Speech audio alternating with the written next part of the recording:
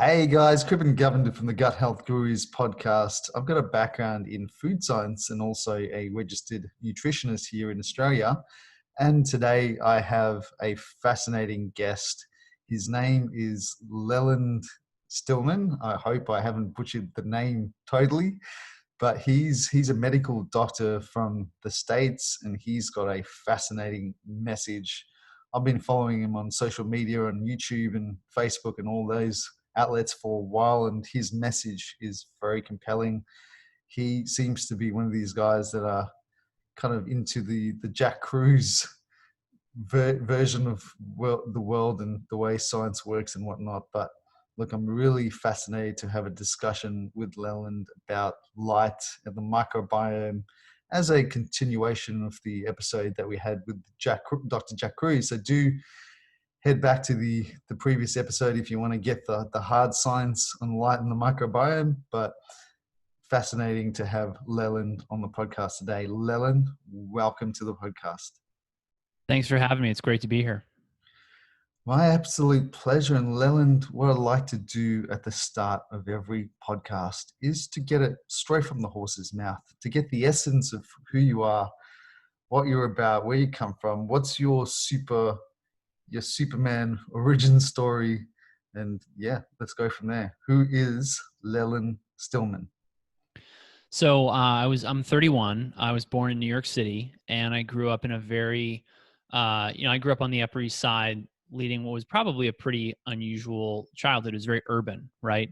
And then moved around the country, lived sort of more a typical suburban life, but I ended up having all the same, the illnesses that for a lot of young people today are sort of I hate to call them harbingers of doom, but they're signs that something is wrong in the environment. And these were ear infections. I was sick all the time.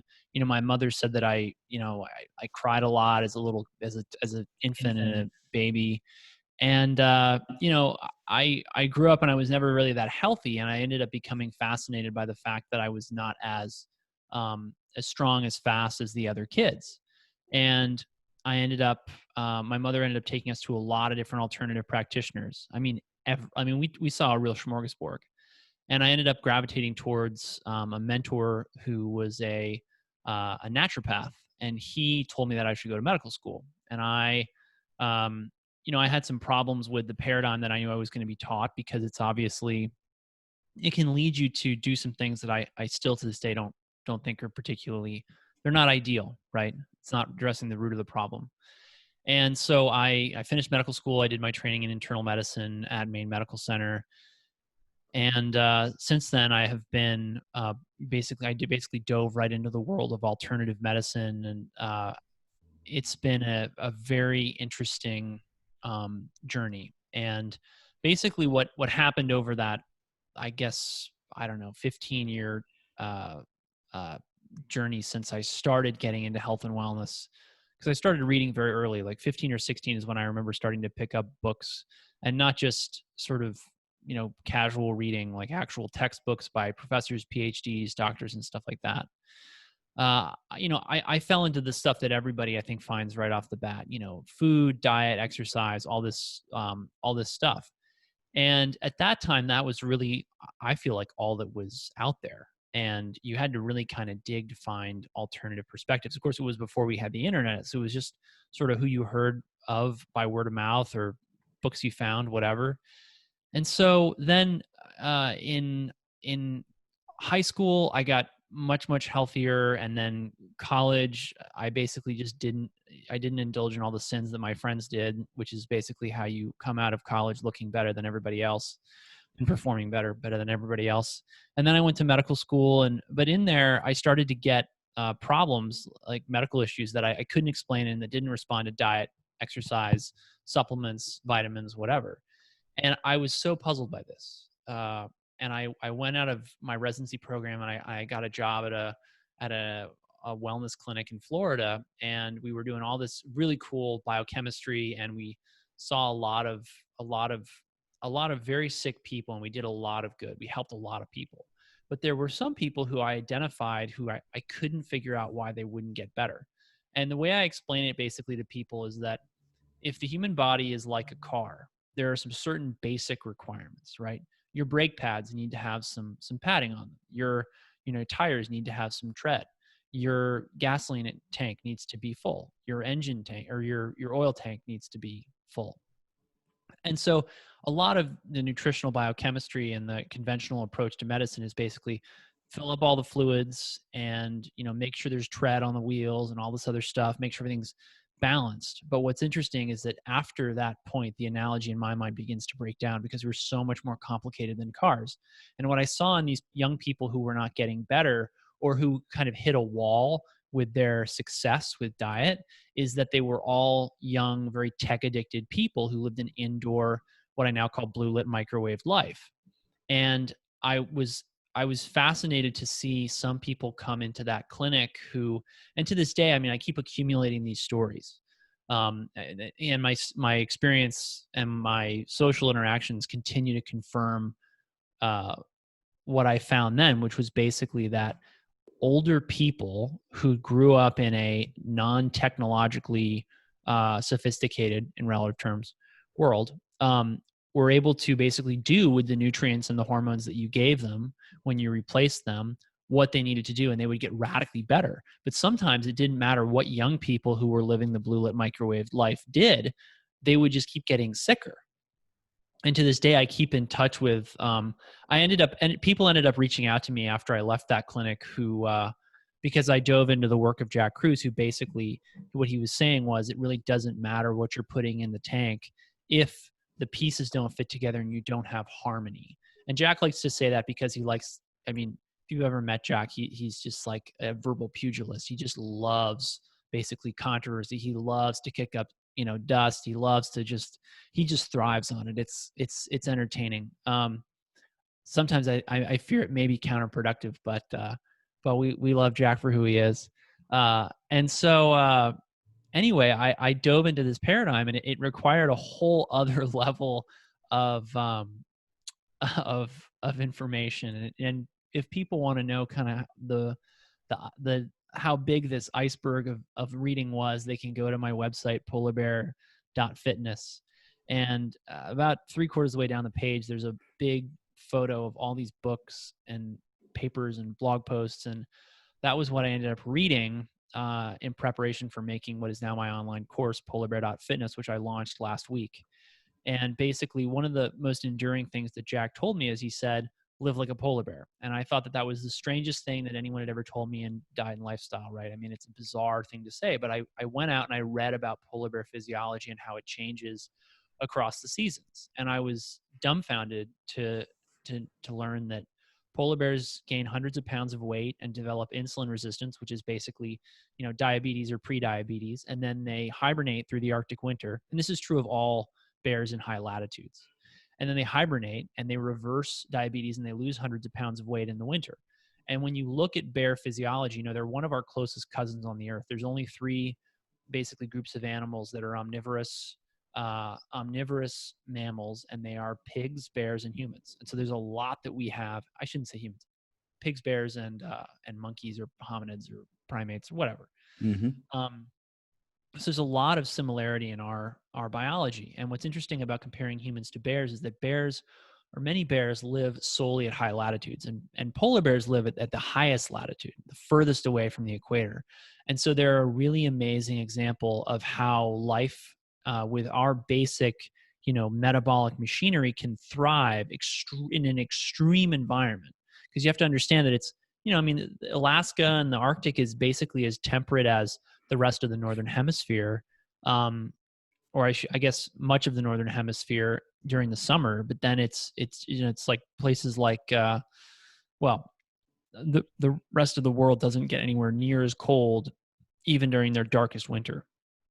And basically, what I found with as I was reading about polar bears and reading about what I like to call quantum biology, was basically that you have to take a ground up holistic view of health. I tell people now that life pays attention to the smallest scales of energy and matter. That means photons, electrons, protons. And if you don't have this integrated approach to the environment where you're looking at everything. And I remember hearing a story from a friend of mine who told me a story about a guy named Anthony Beck, who said that he once helped someone get rid of some symptom because he realized that the fan oscillating in their office was like interacting with them badly and they just needed to turn it off. I mean, that Wow. kind of level of detail, that's the kind of story that gets me out of bed, because really that kind of detective work is what I thrive on, and what I find fun. And, like I said, you hear stories like that. And when you're, I think, a lay person, and especially when I was early in my training, you want to dismiss all this stuff and just say, I'm just not going to worry about this. I'm not going to worry about that. It's too inconvenient. But my mission with Polar Bear Fitness is to explain to people how the smallest scales of energy and matter shape life, and then how you can integrate and still live a modern life, while also, getting in touch with your wild side so that you can stay healthy. Sure. That's a fantastic introduction to who Leland Stillman is. And I've got a burning desire to ask this question, but how did you first meet Jack? Firstly, how did you come across his work? And secondly, what was it like meeting the great man in person? That's a great question. So, I was working at this wellness center, and the amazing thing about wellness centers is that there's a basic trajectory that the average person who's educated and who has some kind of funding to help them go to alternative doctors, doctors outside of their insurance, and then doctors outside of particularly like Medicare and Medicaid. The basic trajectory is they sort of fail the traditional therapy, which, to be fair, for diseases like, for many of our modern diseases, from autoimmune, allergic, whatever, is often pretty dismal. There's not a lot that they offer you. You show up and they say, here, take this pill for the rest of your life. And then you show up and follow up and you say, hey, this is not working for me. I really need a different medication, or I need more control, or, I'm worried about side effects or whatever. And they say, well, this is a treatment. We're sorry. This is what your insurance covers. That's it, basically. At that point, people begin to branch out and they go to different people. They start to go to chiropractors, or maybe more alternatively minded doctors, or they go to acupuncturists. So they basically branch out into the alternative medical world. Mm-hmm. Now, they get some degree of help or no help or whatever, and their disease process is marching along kind of with whatever tempo that it has. And then if they continue to get sick and worse, which generally is what happens when they don't reverse the environmental cause of the disease, or the other possibilities that they get controlled on some regimen of drugs and supplements and whatever, but then eventually they either hit the wall or they get much worse, and they start to exhaust the number of people in the alternative and conventional medical world in their town. And they begin to have this like very long medical resume. And even many of them, I mean, I can't tell you how many people I've seen in the alternative world who've been seen at like Mayo, who've been seen at, really top shelf institutions. And so I know, what the conventional diagnoses are. And I always kind of read through the chart and I think, yep, been here, seen this. And then they end up starting to go to people who are more, they basically start going to people who are in more, I don't know how to say it, like almost underground medical groups that are really off of the radar. There's not a lot of them around. Yep. Who really want to think outside the box, who really want to, try new things, have innovative therapies. These are the kind of folks you meet at anti-aging and regenerative medicine conferences. And so I was working at this wellness center, and at the very top, like tip top of this sort of echelon of people are the folks who end up having patients fly to see them. And if you talk to these doctors, they do tend to attract, like, one person I met this fall had attracted a patient from Jakarta, Indonesia, and another doctor was seeing somebody in Morocco. And I've already had people contact me from pretty much all the way around the world. And I'm really just starting out. And anyway, what happens is these patients begin to become sort of experts in their own right, and they have these like very complex networks of people who all have the same problem, and they all talk about their experiences. And what this becomes is this amazing network of people who kind of know all the names in the wellness industry, and who do all the research to find all the experts. And what I realized was, actually talking to these patients, they could teach me more than I could get out of any textbook, because they were like living, walking, I don't want to say like encyclopedias, that's the wrong word, but I mean, they they knew, they lived this, and they had all these people who they could talk to. And so I talked to all these patients. I mean, I would just talk to them because their stories were incredible. I mean, I've met people who've given themselves fecal transplants, like at home. I've met people who've flown around the world and done professionally done fecal transplants. I've met people who've gone to Germany for therapeutic hyperthermia. There's not that many people in the US who are offering like destination wellness services whose names I wouldn't know. And I kind of know, sometimes I even know like a little bit what's going on behind the scenes at those clinics. Anyway, what I found was that, well, one of these folks who was really struggling told me about Jack Kruse's work. And to be clear, a lot of people who contact me now in this sort of category of people, I don't take them as patients, either because I'm not licensed where they are, or because in some cases I've just said to them, look, I'm just starting out in this. You've seen everybody. You've been everywhere. You've been around the world for incredible medical treatments. Like, I'm not going to pretend to be the guy who's going to like reinvent the wheel for you, you know? So anyway, he told me that he thought this guy had the sort of missing pieces to what I consider to be sort of like the functional medicine puzzle. And what I would call it is basically sometimes I call it the redneck paradox, and sometimes I call it the yoga girl paradox. But you'll meet these people who are incredibly beautiful, incredibly successful, intelligent. They're doing everything right. It's like they wake up and it's yoga, and then they go eat breakfast. And it's like freshly pressed juice, and then they, do more yoga, and then they fast all day, and then they eat like, just amazingly healthy food. But then you sometimes meet them, in person. They open up to you and they say, oh, I'm struggling with depression, or I'm struggling with this, or I've got Crohn's disease, or I've got really bad psoriasis, and it's only under control because I'm on this really strong drug. And what you find is that there's oftentimes, Jack said it quite well once to me. He said, people have a very nice facade, and it's true. Anyway, one of these folks turned me on to Jack's work, and I just dove in, and it was, and what I was saying with the yoga girl paradox and the redneck paradox is that, you find all these very successful, healthy looking people. And what's ironic about it is that some of them will go down or have less endurance, less what we call physiologic reserve, and be less healthy than people who have no idea what good health is, whose idea of like, a perfect Sunday consists of going out into the woods and, shooting deer, and then, like running down to the local convenience store and crushing a Slurpee with a chili cheese dog.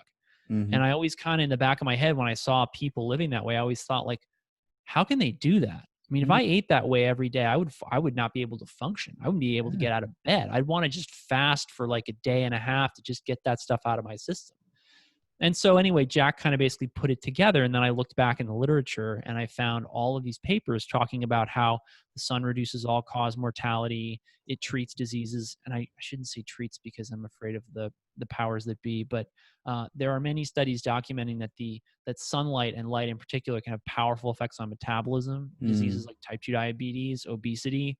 And, this all agreed with what I had seen as a clinician. And then also, I did a fair amount of reading in my medical school days on the microbiome because it was just coming out then. And that's why I sent you that paper that I would love to talk about tonight on how the bear microbiome varies seasonally. And so anyway, that's how I found Jack's work. And that's how he got me onto polar bears. Cool. And what was it like meeting him in person? What was the interaction like? Not a whole lot to say. I mean, it was, he's a really fun guy. He probably is sometimes more fun than he should be. I hope he listens to this. Neurosurgeons are very interesting people because it takes a very unusual personality to go to medical school, which is already like super high powered, intimidating, difficult. I mean, dealing with like critically ill, dying people is not for like the faint of heart. And it takes a really special person to say, I want to deal with the sickest people. I want to do surgeries where if I cough or sneeze, or, if I, like get an itch on the back of my neck, and I just move just a little bit, I will paralyze this person, or, or I will, destroy their consciousness. It takes a really special kind of person to be willing to do that kind of work at all. Yeah. There's such, and I never have boring conversations with neurosurgeons. They're always like interesting in some way. If all it is for like how strange their personal interactions are. Mm-hmm. Jack's not Jack's very, I find Jack to be very approachable, but he's so intense, and he really wants people to get it and to get it fast. He doesn't want you to settle, and he doesn't want you to want it simplified. I was reading, I heard this recently. Somebody said people buy emotionally and then they justify logically. And I think that Jack, like things like that make Jack's blood boil, because Jack wants people to realize just what's at stake. And I think when people are critical of Jack and his personal handling of things, which I can understand, I mean, he has sometimes the personal manner of like a battle axe, is that they don't understand like what he has to deal with. And I, as a general internist, I'm dealing with sick and dying people too. So I often see the same thing, but I don't see it with the same kind of graphic, personal, up close, visceral experience that Jack does. And people have to understand that like he's the guy who gets to come into the room and tell you, after you've just diagnosed some brain cancer, whether or not your loved one is ever going to talk or walk or be themselves again. And so when he gets really serious with people about eliminating technology from their lives and focusing on what really matters to them and making hard choices, that's where that's coming from.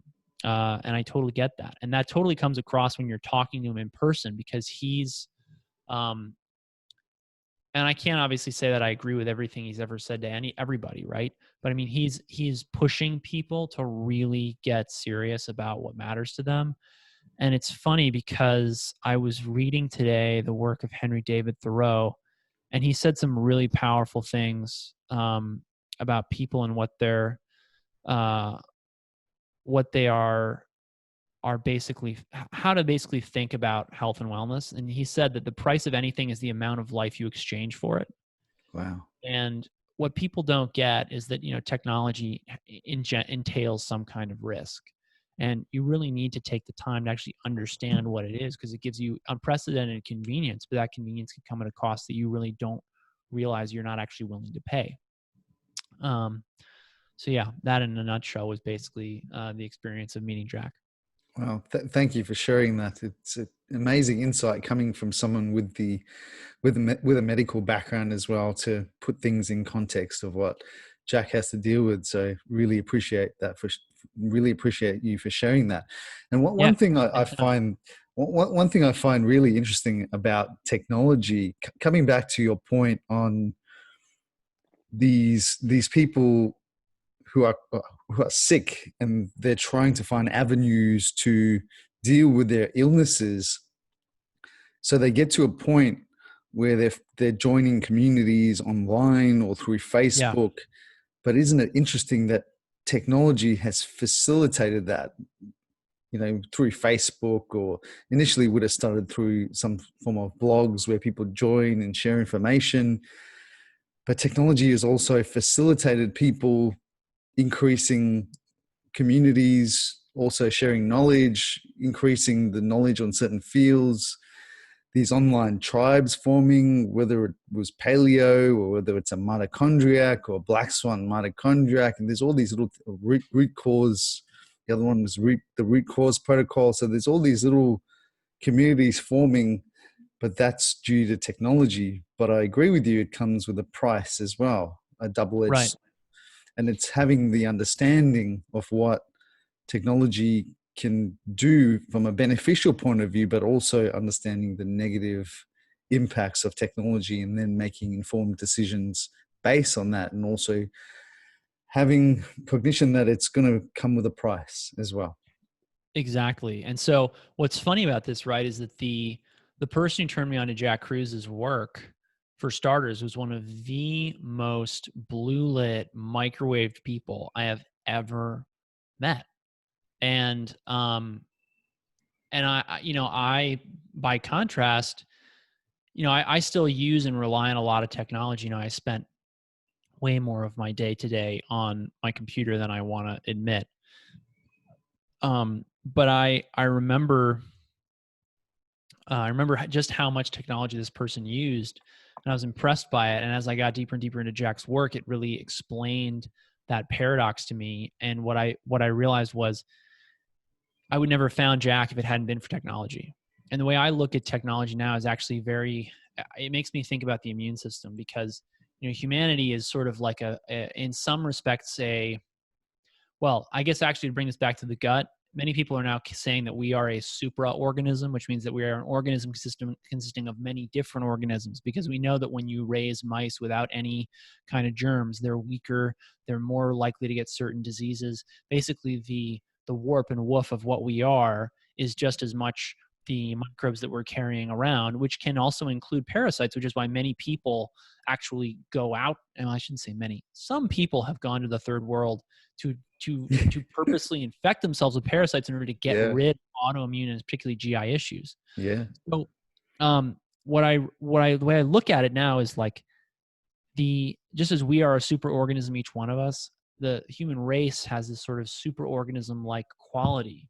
We're all parts of different tribes or communities or whatever, and within ecosystems you see this as well. And what's interesting to me about it is that we now have an unprecedented ability to exchange information in terms of speed and volume. The problem is editing it down. Mm-hmm. But I ultimately think that technology is going to be our saving grace, because it allows for the most compelling message to get out.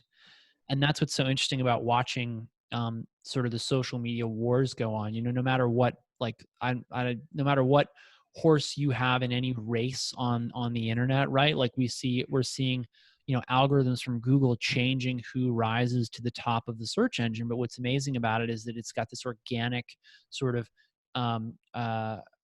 way of going to the people whose message is most compelling.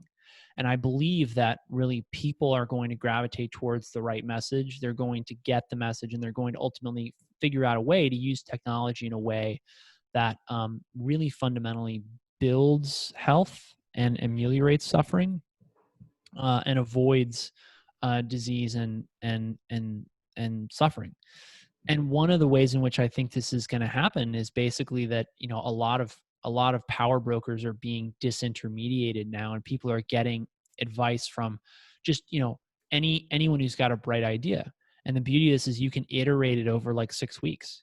You can say, I'm going to try Jack Kruse prescriptions and I shouldn't say prescriptions because it's not treating people over the internet, but I mean his ideas. I'm going to try them for 6 weeks, right? And I was blown away by the results that I was getting within days, weeks, months of doing what he was telling me to do. And I've been blown away by results that, like, my mother had really severe back pain, and it's now been basically banished by ice baths. And I'll never forget her telling me that it was resolved. And I teach this now at polarbear.fitness. And I'll never forget when she told me that she didn't want to try ice bathing. My mother's 76. Mm-hmm. She can barely carry probably the 10-pound bags of ice up the stairs. Her idea of a weight is like a 5-pound barbell. And she's like, Leland, I'm so addicted to my ice baths, and I love getting sunlight. I'm sleeping so well, and I feel so much better, and I think this is great. You know? So people are able to find this information. And ultimately, when you look at the immune system within the human organism, it's all about information. And I didn't get that for a long time until I got into this sort of quantum biology stuff. But it's really about what information does the immune system have, and how is it primed? And if you look at equations like E equals MC squared, right? Well, if energy is matter and matter is energy and they're interchangeable, then really it's very hard and in fact academic to try and disentangle, what a calorie is or what a carbohydrate is. These are pieces of information that your body uses in order to try and make decisions. And so disease of any organ system in my head now is a problem of information transfer and a problem of signaling from the environment. Mm-hmm. And so people are interestingly creating this kind of sort of social immune system where they're taking in all this new information to change their behavior, to change their choices, to try and get balance in the information that they're getting so that their immune system can actually work, as of course, most of the people probably listening to, in my mind anyway, listening to gut health podcasts are probably looking for that. They're looking for the next breakthrough that will help them get that balance back to their system. Mm-hmm. Absolutely. And just a side note, an interesting point, I'm 100% with you. It's almost, we've created almost like a hive mind Yeah. where people can share information, and I'm the same. I tried Jack's protocols that worked incredibly well for me. Then I started telling my mum about it. She's been suffering with a very sore knee, a meniscus problem in the knee. Bought her a red light machine. She started shining red light on that every night. Yeah. I would never have thought this possible, but we went Yep. to a health spa, and normally you do sauna and then you do the ice bath. My mum actually did quite a few plunges, and she's 60, like pretty close to 70, 60, actually, yeah, 60, no, she's younger, sorry, 63. So yeah, so that's really interesting with your mum and my mum.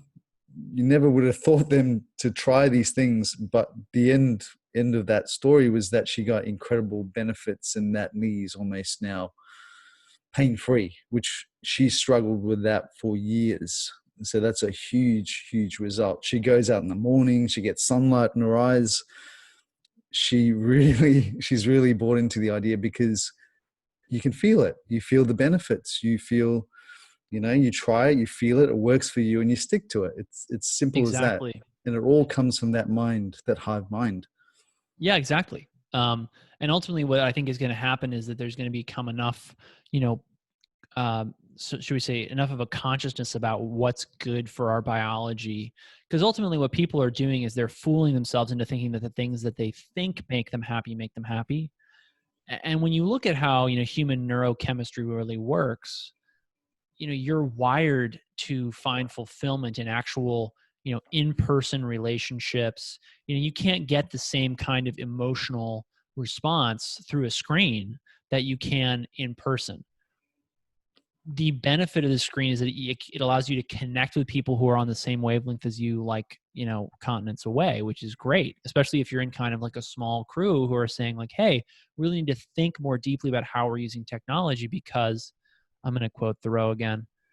He said, men have become the tools of their tools. And that's exactly what the social media giants have done with the way that they've gamified their technology. They've created a system where you're the rat hitting the bar and to get the cocaine. Mm-hmm. It's very pernicious. Now, again, we can use this in a very positive way, but what people are going to eventually realize is that they need, well, it's fun to have this amazing little machine that can be a portal to the entire world. I mean, you can see, hear, experience the world beyond your zip code. I mean, at the snap of a finger, or snap of fingers. And that's amazing. No one wants to give up on that, right? But how you do it in a way that really is rewarding and fulfilling and doesn't undermine our fundamental biology is the key. And I think what people are going to find is that they really like living in a deeply connected local community where they can walk, they can like move through and navigate their terrain, they can exercise, on their way to or from work. They know the people in their community, they know who farms their food, they know who raises the animals that they eat. They know the person who mows their lawn and who's teaching their kids at school and all this other stuff. I mean, this is how people are really wired to work. And we've created this massively like decentralized society where you can, order everything on Amazon. You can talk to your parents across the country on Skype or Facebook Live, or I don't know, whatever. You can interact with all of your subcontractors through the internet and like Upwork and remote hiring sites, and you can work all day alone and never actually have contact with another human being, right? Yeah. But this is basically a massive experiment in what happens to human biology when you radically disconnect it from nature.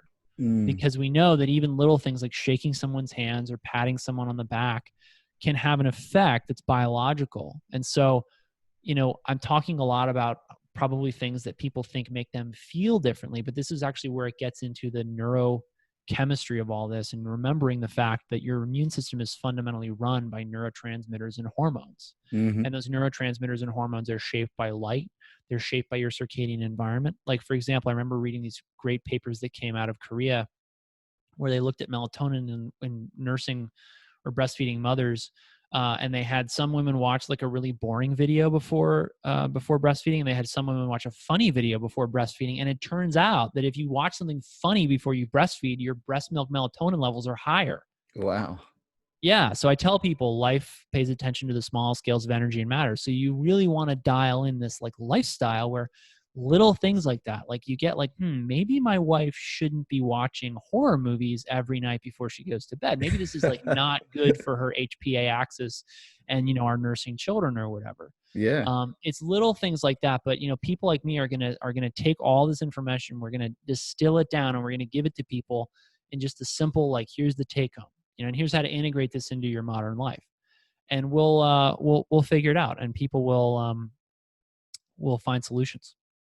That's such an interesting point, because even when we do our stool testing and we give people recommendations on how to improve the microbiome, one of the most important things is actually management of stress, human connection. All these things really matter when it comes to the microbiome. Even simple things as hugging, touching, that all impacts oxytocin release, making eye contact with people. All these things that are fundamentally human have a huge impact on the composition of the gut microbiome. So I know the topic of today was going to be the gut microbiome. So let's delve into it. So you sent me this amazing paper with the polar bears. So how about you firstly distill your interest in the microbiome and then tie it to this beautiful anecdote of a polar bear study and the polar bear story and polar bear fitness, which you've created. Absolutely. So, let's start with what the microbiome is. I think of the microbiome as really being, it's a colony of bacteria in our body that we can control. When things are awry with your gut microbiome, your gut can just evacuate it, right? I mean, everyone's experienced that. Yeah. And the amazing thing about it is it can reconstitute itself, right? And we can shape it with what we put into it. But what's really important to understand is that it is performing a function. And so your body is closely regulating it. Your body is very involved in, and I think of it as like the immune system is right there at the gut border. And I think of the immune system as being like the gardener of the microbiome. Now, what is the immune system trying to do? It's trying to create a tool that the body can use in order to live well. And ultimately, the immune system is being in turn shaped by environmental factors. And what I explain to everyone about the basics of biology is that life is supposed to have skin in the game. It's supposed to be exposed to the natural stress of its external environment, and it's optimized for that stress. So we think of stress as being bad, right? But the reality is that stress is actually what life orients itself around. Without, say, gravity, your bones fall apart. We know this from astronauts. Without the stress of sunlight on your skin, your circadian system doesn't entrain. And so there's this natural cycle in all functions in nature that you have to understand before you can really try and sort of intervene in a meaningful way. So one thing we know about the microbiome and really about metabolism, right, is that you need to get fat when resources are abundant if you know that periods of scarcity are coming. Now, at the equator, the photoperiod, or the amount of daylight, is relatively constant all year round. It's a pretty boring seasonal life at the equator. It's really hot all the time. Some seasons it's hotter than others, but basically it's just dry and rainy season, and it's really hot all the time. There's lots of UV light, and you don't have these periods of seasonal abundance versus scarcity. The Arctic is the most extreme example in the opposite respect. And what's interesting about Earth's history is that mammals have had to survive ice ages. Well, how do you survive an ice age if you can't put on a lot of fat?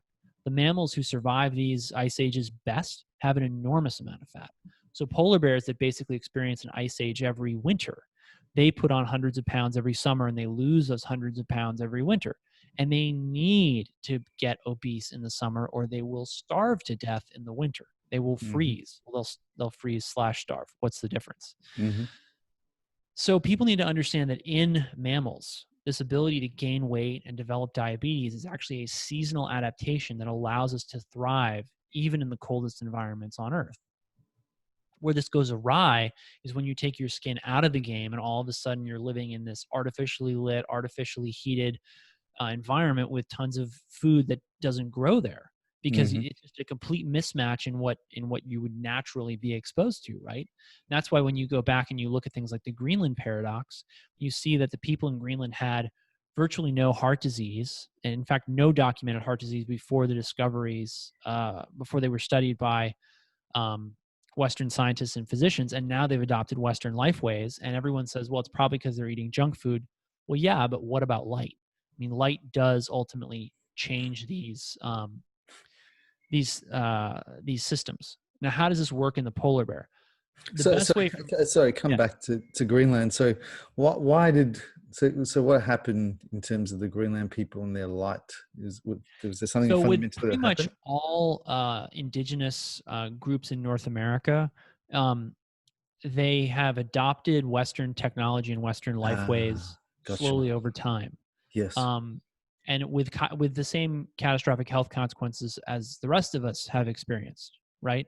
It's been in some respects amplified because people like you and I have like education, and we have a lot of resources that allow us to basically figure out how technology is going to potentially undermine our biology, Hmm. whereas a lot of indigenous peoples have suffered a lot of political persecution and are basically starting um, from a place of, unfortunately, outright government oppression, Hmm. which is one reason why I'm so skeptical of any kind of government intervention into trying to get people to be healthy, because it's like your friend who's tone deaf who always tries to chime in and try and make everything better in in the chorus. It's like, dude, just Mm. stay over there in the corner and leave us alone. We'll sort all this out. So anyway, they adopted Western lifeways, but the problem is you can't disentangle these effects, right? So it's not like they adopted eating grains and sugars and whatever, you know, uh, and then they waited 40 years to adopt artificial light. They adopt all this stuff at the same time. Gotcha. Yep. So what happens to polar bears over the Arctic summer?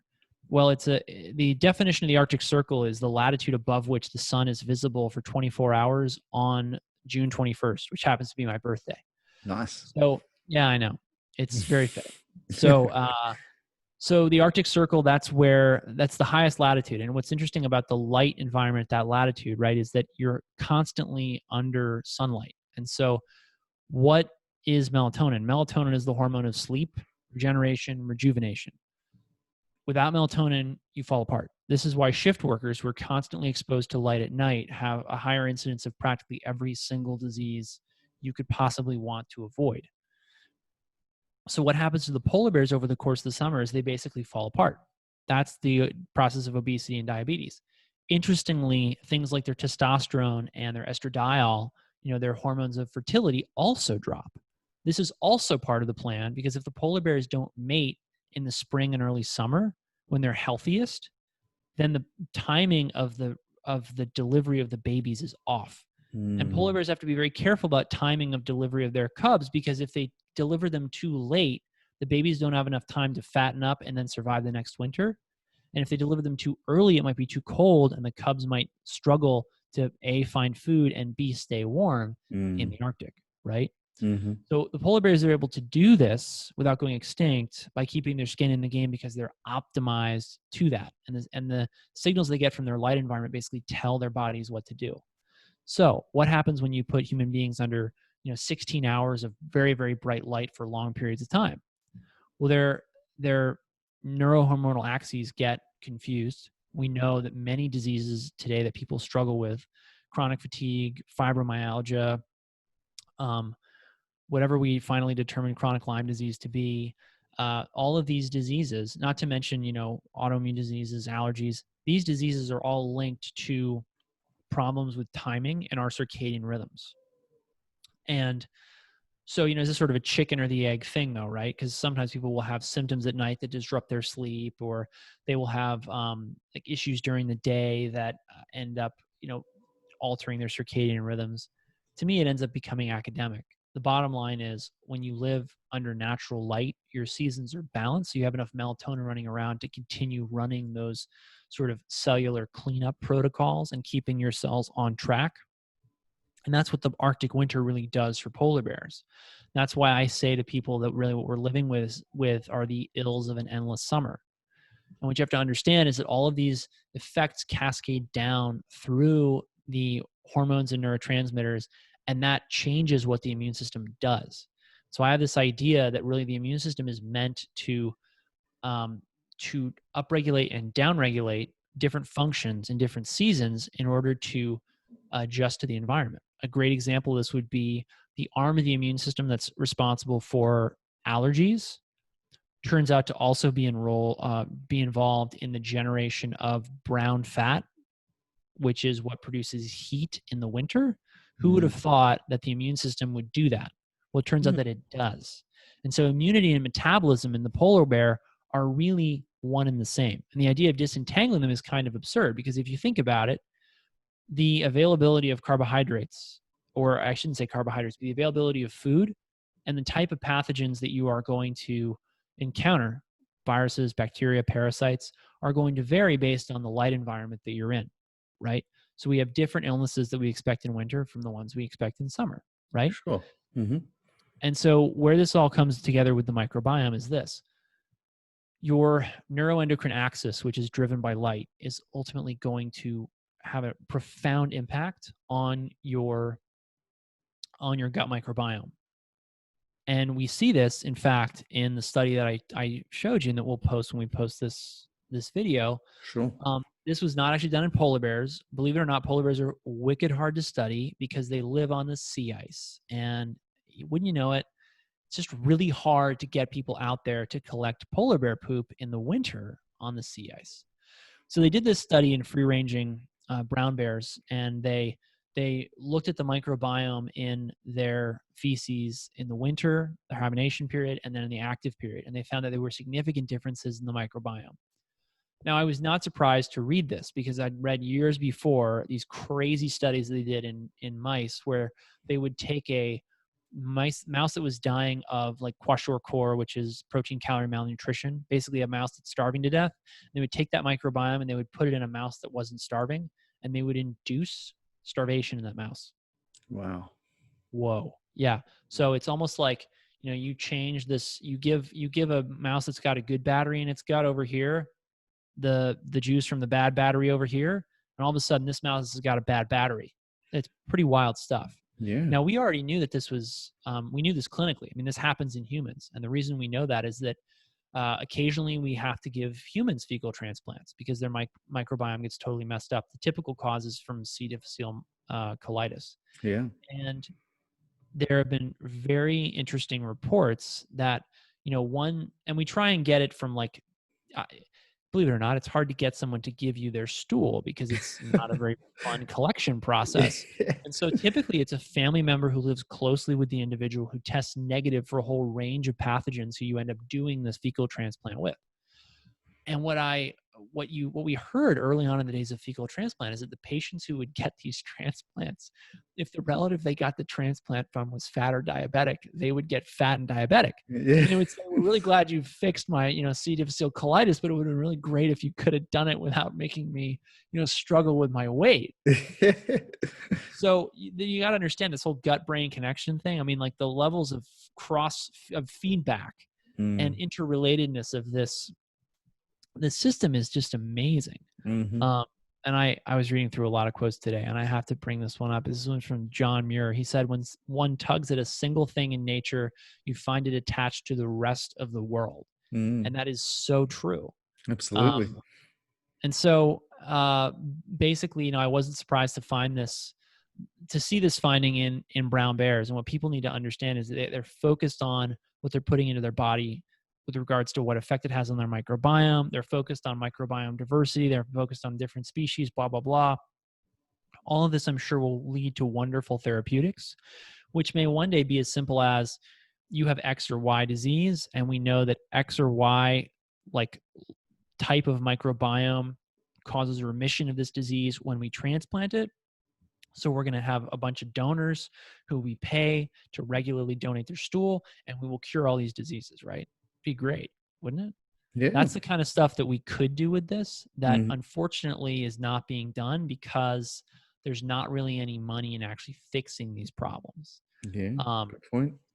but people need to like get loud and clamor for it because that study could be done tomorrow, you know, and there's plenty of doctors out there who would be happy to do it. But the reality is that the pace of like research has basically been hijacked by industry. Yeah. And academia has become hijacked by people who don't have a lot of imagination and who want to just make it really hard to do research. And so, that's a whole other story, but that's the kind of exciting therapeutics we can get to with the microbiome.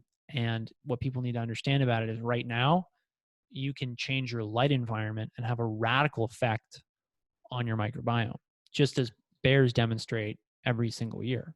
Yeah, that's fascinating. So people listening to this, they're 100% sold on the story of light shaping the microbiome. Now, what are some strategies, actionable strategies that people can use light management to actually influence the microbiome in a positive way? Right. So the number one thing that I stress with people now is actually a simple fact that the sun reduces all-cause mortality. That means that sunlight is good for you. Now, people have been indoctrinated into thinking that sun is bad for them. Now, there's like a caveat here, right? Because it is possible to die of skin cancer. Yeah, Um, absolutely. but and particularly in Australia, people have a very pale skin complexion. They're really built to thrive in. I shouldn't say thrive, but they're built that skin complexion, a pale skin tone is built for a high latitude where you don't get a lot of sunlight and you got to get the most out of it. Mm-hmm. In a way, that sort of works to your advantage in Australia because with a modern life, you just like can't get outside that much. And so if you're getting 4 or 5 hours of really intense sunlight as an Australian, for all I know, you're getting like the equivalent of 8 hours if you were still back in Ireland or Scotland or whatever. So the sun reduces all-cause mortality. In the United States, the statistics are basically as follows. 10,000 people every year die of skin cancer. 2.8 million people die. That's a little bit more than 0.03% of all deaths. Now, the other big killers are like heart disease, cancer, stroke, diabetes, respiratory infections, chronic respiratory illnesses, unintentional falls, and suicide, and also kidney diseases and autoimmune diseases. Every single one of those diseases, starting at the top, the most deaths is heart disease. Second most is cancer. Pretty much everyone you talk to today knows someone with cancer, knows someone with heart disease, or knows someone who's died from one of those diseases, right?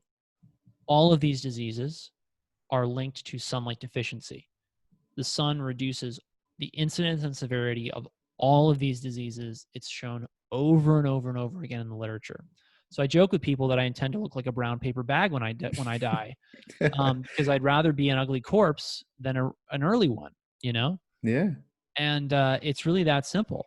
Now, the caveat to that is that the literature is also very clear that you don't want to get burned, because the more burned you get, the more likely you are to develop that cancer. And burning, to my mind, is like a sign that your skin's not ready to handle that level of sun. If you think about it, our ancestors probably never had to deal with sunburn because you couldn't get out of the sun, right? Or at least why would you want to? It's like our main stress in Northern Europe was dying of cold. Well, one of the main stresses. Mm-hmm. So the sun reduces all-cause mortality, and it can. I haven't yet confirmed this in my own clinical practice, but I would love to. The bears have proven it for me, right? They've proven that the amount of sun in your environment can alter your microbiome. And Jack anecdotally has mentioned that he's seen radical results on people's stool microbiome testing when they've brought the sun back into their life. I'd love it if you would share more information on that, but there's probably not too much to tell other than that it improves things, right? Yeah. Next thing would be, the balance to the sun is darkness and sleep. But what people have to understand is that not all sleep is created equal. So my sleep was always good, and then it declined when I was in my training and I was doing a lot of night shift. I was working a lot of evenings. I was just under a ton of stress. It was just you know, was a nightmare. And I was just getting older. Like, it was just taking a toll on me, right? And I finally fixed my sleep thanks to Raw Optics blue blockers, which I'm Yeah. wearing right now. Mm-hmm. And software like Iris, which blocks blue light on your computer screen. And I'm, you know, using these low blue light bulbs. But what people need to understand is that light really shapes the quality of your sleep. And so if you're not editing out blue and green light that shut down your melatonin production after dark and before dawn, you're chronically suppressing your melatonin, which is the lower your melatonin in study after study, the higher your risk of every disease you want to avoid. So that's one other thing I mentioned to people, because, and I haven't seen these results directly. And part of this is because I'm not that enthusiastic about testing the microbiome, because I've looked at all the different functional tests that I have. And it's not that they can't be helpful in certain specific clinical contexts, Mm-hmm. but here's the reality. You got to ask a hard question every time you order a lab, which is, how is this going to change what I do? I can't imagine something on a microbiome test telling me this patient needs to avoid the sun and this patient needs to, you know, get less melatonin. In our world, it's really, people are not getting enough sunlight. They're getting too much fake light, and then they're getting not very good sleep quality because their melatonin levels are chronically suppressed. And when they don't get good sleep quality, their organ systems fall apart. And a big piece of gut health is in training the gut to have the same circadian rhythm as the brain and melatonin from the brain, Mm-hmm. because basically what melatonin does when it's released from the pineal gland is it runs around the body like basically the biological janitor. Now, the janitor can only work when the classroom in the school or the office is empty, right? If the janitor shows up and everyone is like still there working, there's papers everywhere, he's like, I don't want to mess with all this stuff. You guys are in the middle of something. I don't want to throw something out that's important, right? So if melatonin shows up to the gut and the gut is busy digesting something, right, then the melatonin does not get to do its work. And we see over and over again, I think this is why we see a link between autoimmune disease in the gut and artificial light. I will side note a couple of things there. Firstly, on your point on having the food flooding around the system. Yeah.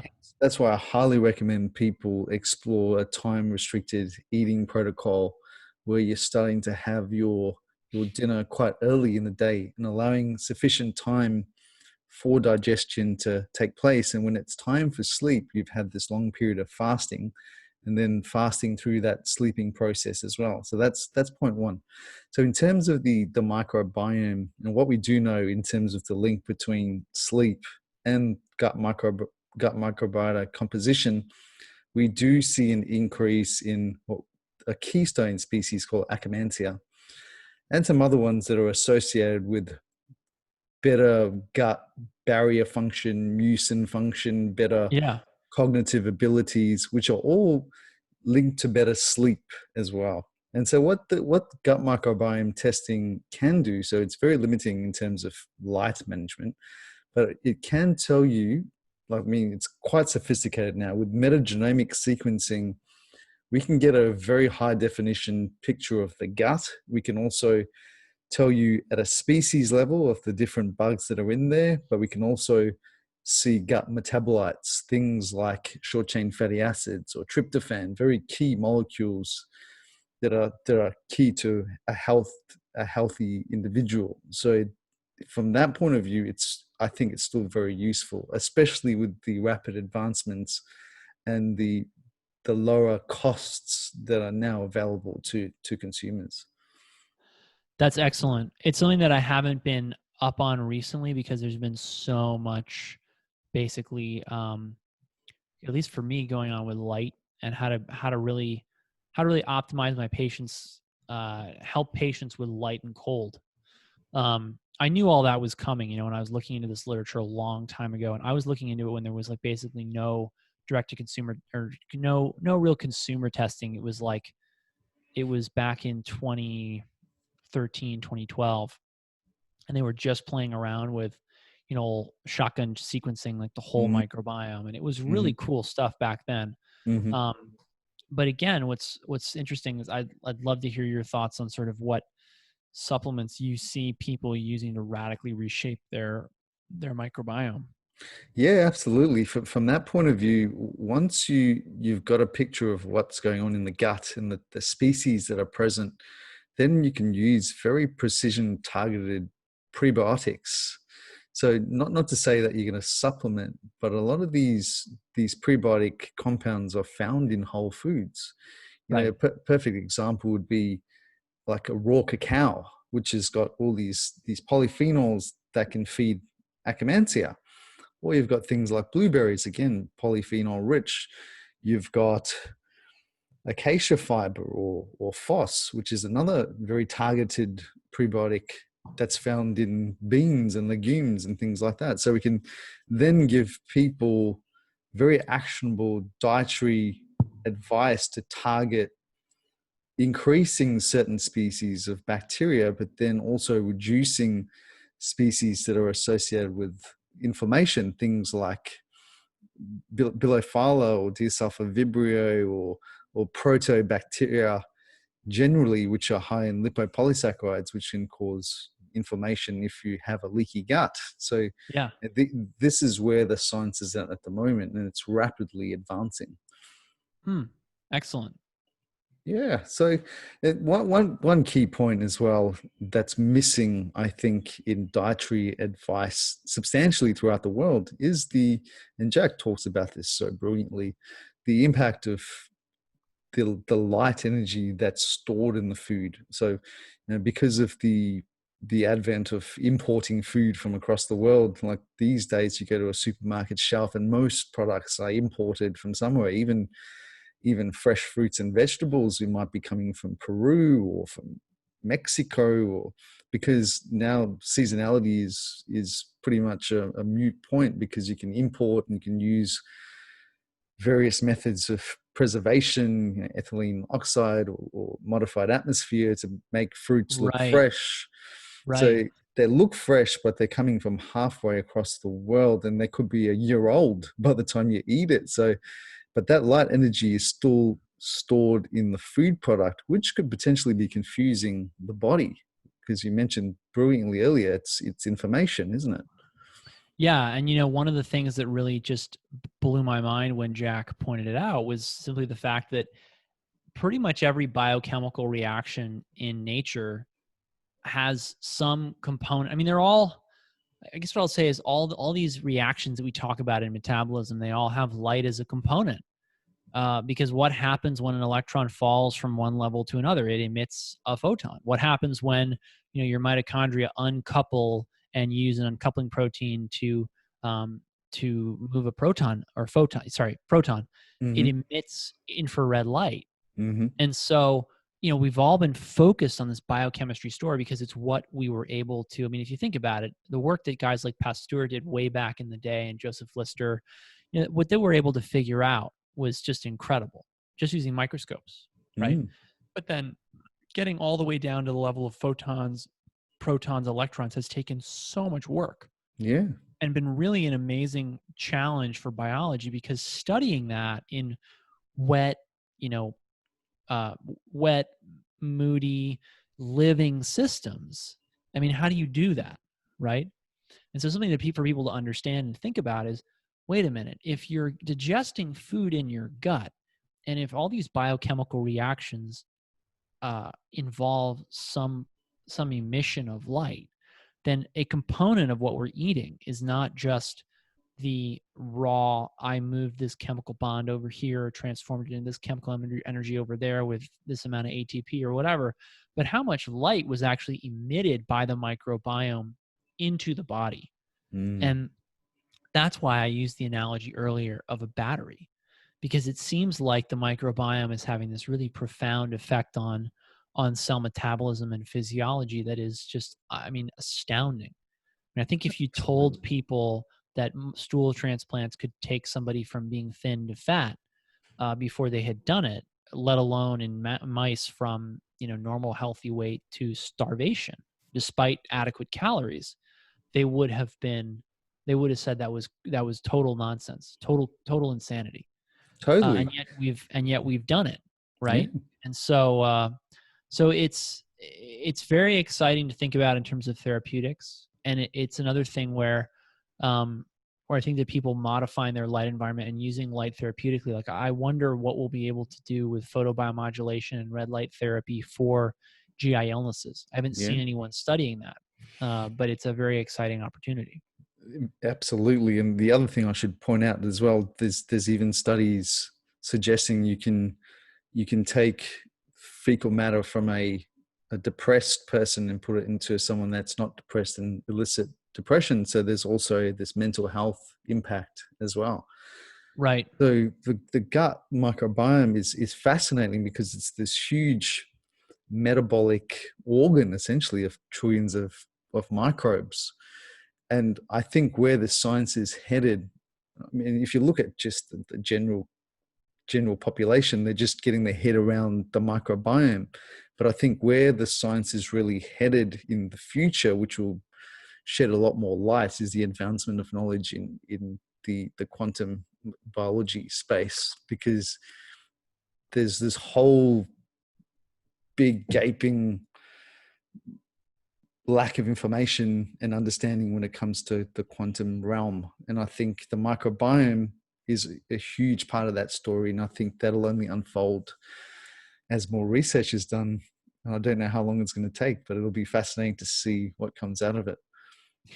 Yeah, well, I think definitely keep your eye out for it, because I think that it's going to come, because these kinds of studies are really easy to do in reality. Like, just give me 10 people who've got the same diagnosis of some kind of GI nature, Crohn's, ulcerative colitis, and have them use red light therapy and get as much sun as possible and just see what happens. Yeah, Yeah. Absolutely. And one of Jack's recommendations is get some sun in your gut in the morning. And that's what I try and do every morning as well. Yeah, right. The other piece of that is that, as on the information side of things, is that the food that we're eating, these very old traditions like traditional Chinese medicine, Ayurvedic medicine from India, they have these sort of what people I think have dismissed as hokey and superstitious claims, like, oh, the food that you're eating in this season is, or whatever, is the remedy for the energy that you are exposed to in that season. And I think that they're right. The more we learn about this, the seasonality of your diet matters. And for example, food is an incredibly powerful cue. And one thing that I've found in the literature is that if you only make food available to bears at night, they'll completely flip their circadian rhythm. So, Wow. Not only are you disrupting your gut microbiome by making food available to yourself at night, and so I like to joke with people, your refrigerator light can make you fat. Just the light can make you fat. When you're making food available at night, you're actually altering your whole body's circadian rhythm. And the more I learn, the more I subscribe to this idea that you're supposed to eat food from your zip code in its proper season. And I think, as I said before, people are getting confused about what really makes them happy. And as somebody who's gone to pretty significant lengths in order to eat a local seasonal diet for a long time, I can tell you, food makes me happy. Number one, getting it from, knowing the people I get it from is actually there's some of the most meaningful friendships, relationships I've ever had. And cooking it with people that matters. And then on top of that, people are just going to realize that this is what creates communities they want to live in. And I think that's very positive, because I think a lot of people sort of go all doom and gloom, and they say, oh, we're all going to end up eating like Soylent Green and Beyond Meat burgers, and we're all going to like have to drive Priuses because of climate change. And I say, we'll probably create communities where, like, I don't have to own a car. Like, my car is, I had a little rear end. I rear-ended somebody the other week. And I just got the bill for it, and it really put things in perspective. It was like, I would be happy just riding a bike to my place of work, riding my bike to the store, and then riding my bike home. But I have to have this car because I got to get all these other places, Yeah, I So, hear you. Yeah. Have you ever watched that movie Cloud Atlas? Yeah, I have. That's brilliant. I mean, if humanity, I don't want to spoil it for people, but if humanity goes pear-shaped, maybe at the end of it, we just go back to almost a primitive tribal type of lifestyle. Well, Einstein said, I do not know what weapons World War III will be fought with, but I know that World War IV will be fought with sticks and stones. And he had a lot of insight, didn't he? He was a smart guy. But what I find interesting about Einstein and those early pioneers of quantum physics is that they actually wrote this long letter to FDR saying, you really don't understand the hell that can be unleashed by nuclear weapons. And Yeah. what they didn't realize was that, and at the time, their technology was so primitive. I mean, it's funny to think about quantum physics as being primitive, but it was primitive. They didn't realize what a threat microwave and radio wave radiation posed to the globe.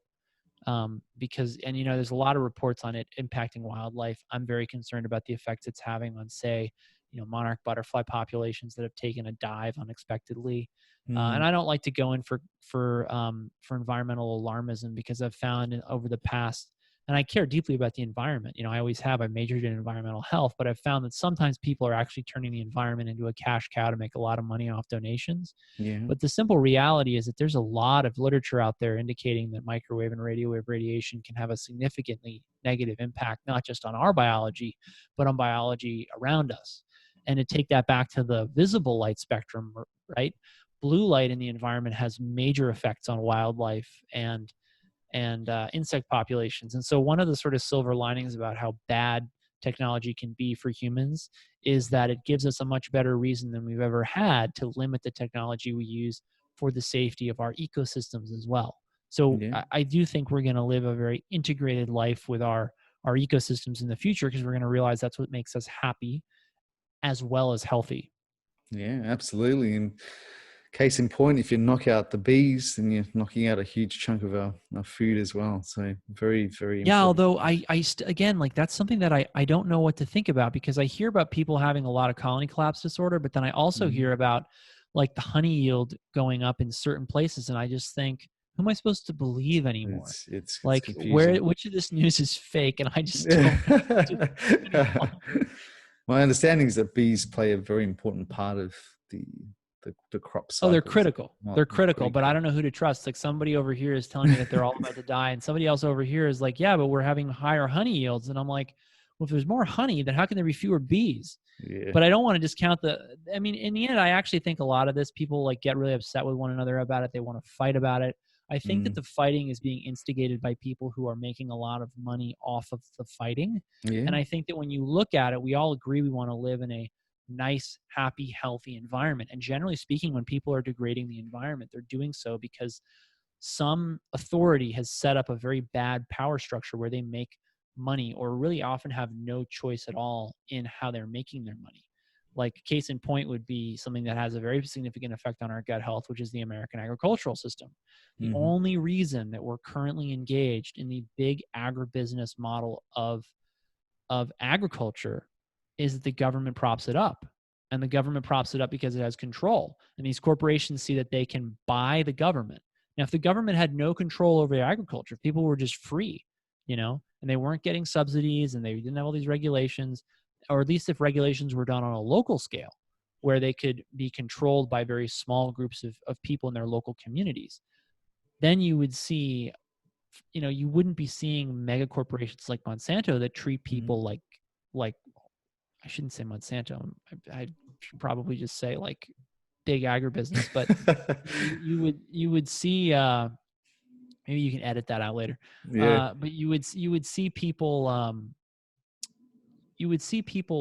farming and living the way that they want to. And people today are now paying top dollar for farm fresh, ethically and sustainably raised food, which is just proof that this economic model works. Yeah. It's just that, like I said, the government and corporations are colluding to make it economically untenable. I'm with you. There's a lot of financial implications and tariffs and all sorts of trade wars going on between countries when it comes to agricultural produce. So Yeah. it is a very, very ugly little part of the food system for sure. I think we've got plenty of material to do another round two at some point, but I'm very conscious of your time and I want to let you get back to your sleep, which I imagine it's quite late down your neck of the woods. It's not too late. I got another couple hours to be up. I've got to get packed for a trip. I'm going up to the Pacific Northwest for a conference on integrative cancer therapies. Wonderful. And so if people have listened to this podcast, they're fascinated by the information that you're sharing, they want to connect with you, they want to check out your program that you have. So how do people find you, and tell us a bit about your program that you're launching? Right. So my personal website is stillmanmd.com. People should sign up for the newsletter because it's awesome. And my course is at polarbear.fitness. And polarbear.fitness is basically where I am offering courses now where I sort of boil down all the most important things. And, you know, what I've realized is that generally speaking, I can offer the average person like hours worth of just information that they can then sort of pick and choose what they need, what fits their context, right? It's not practicing medicine via online course. It's just, hey, this is like, I like the other day I recorded some videos on like adrenal stress testing, and you know how you do it, how you interpret it, who needs it, who doesn't need it, what to do with what I do with basic results with patients. And so that's where I'm offering these courses. I think they're a really great value. Polar Bear Fitness is my, should we say, foundational and my first course. It's available for 50% off. Usual list price is $100. Now it's available for 50. It's almost 2 hours worth of video. It's a 30-page PDF, and then I've committed to answering all the questions that I get in the comments for the first 30 days. So we'll see how much I get to sleep this night, this month. But, you know, like just to give you an example, I actually added 25 minutes worth of video yesterday because somebody asked a bunch of really great questions that I really realized I wanted to actually include in the course. So people can find that course there, and they can find me on social media at Stillman MD. And pretty much the point of my social media channels is to educate people on how light shapes life and how we can basically little changes we can all make to our lives and our environments to live happier and healthier and more ethically. Great. I highly encourage people to check out Leland's work because it's just mind-boggling, and it's great to get simple, actionable advice out of very complex scientific material. So, Leland, thank you so much for coming onto the podcast. What an absolute pleasure to chat with you. Yeah, likewise. Thanks for having me. Awesome, man. Take care, brother. You too. Bye.